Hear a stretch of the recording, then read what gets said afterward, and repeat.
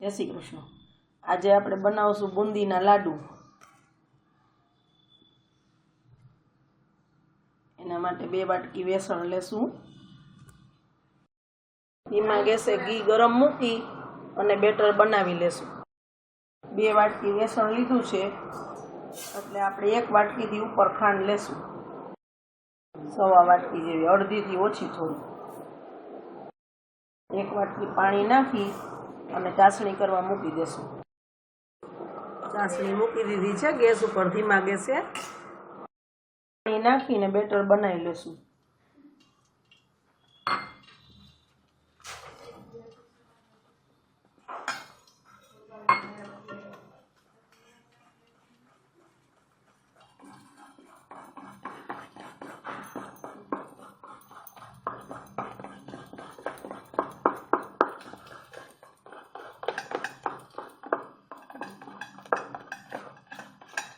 જો જરાય લમ્સ નહીં રહે આ રીતે ચમચાથી કરી લેશું ને તો સેજ ઢીલું કરી નાખશું।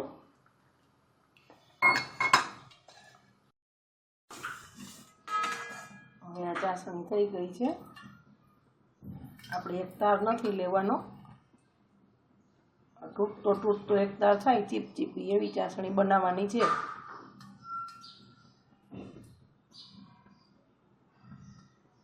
આવી ચીપચીપી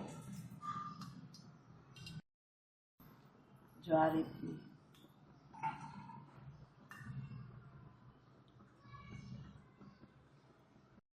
ને પાણીમાં પલાળી રાખ્યું છે।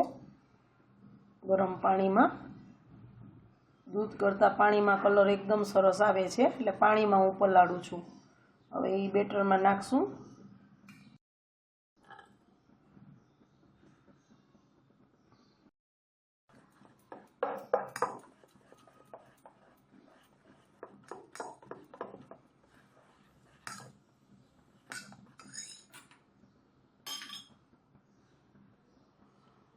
હજી 1 ચમચી જેવું નાખશું।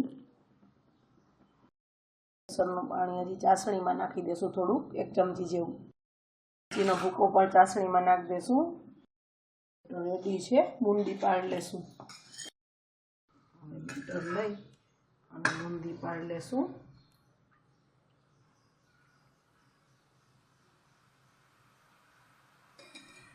આ રીતે પડવા દેશું ધીરે ધીરે।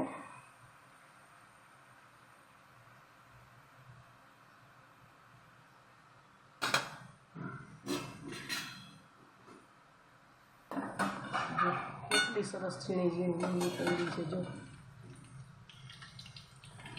એકદમ ધીમી ફ્લેમ રાખવાની છે, ઘી તરત ગરમ થઈ જાય અને તરત લાલ થઈ જાય। જો આ રીતે બધી તળી લેશું। બુંદી તળાઈ ગઈ છે, ડાયરેક્ટ નિતારી અને ચાસણીમાં જ નાખી દેશું।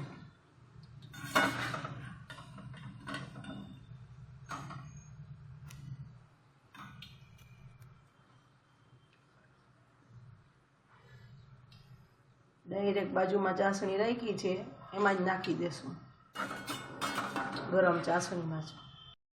બધી બુંદી ચાસણીમાં નાખી દીધી છે આપણે, ગરમ ગરમ જ નાખતા ગયા હતા એટલે બરોબર સોક થઈ ગઈ છે। હજી 5 મિનિટ સુધી આમાં રહેવા દેશું એટલે બધુંય ચાસણી એબ્ઝોર્બ કરી લેશે અને પછી આપણે લાડુ વાળશું। આપણે ચાસણીનું માપ બધું બરાબર છે એટલે જરાય લિક્વિડ કે કાંઈ વધે નહીં। આ રીતે બનાવીએ તો જો જરાય અંદર આપણે ચાસણી દેખાતી નથી વધારાની। જો આને 5 મિનિટ રહેવા દેશું એટલે આપણે સેજ વળાય એવું થઈ જાય અને બધી એકદમ સોગી જાય। જો બધી ચાસણી એબ્ઝોર્બ થઈ ગઈ છે અને લાડુ વાળવા માટે રેડી છે।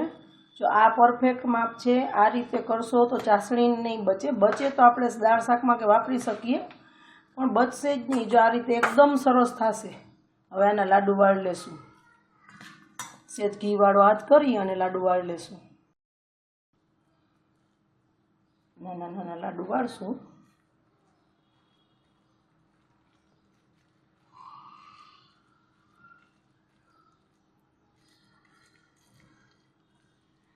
જો આ રીતે બધા વાર લેશું. જો મારી ચેનલમાં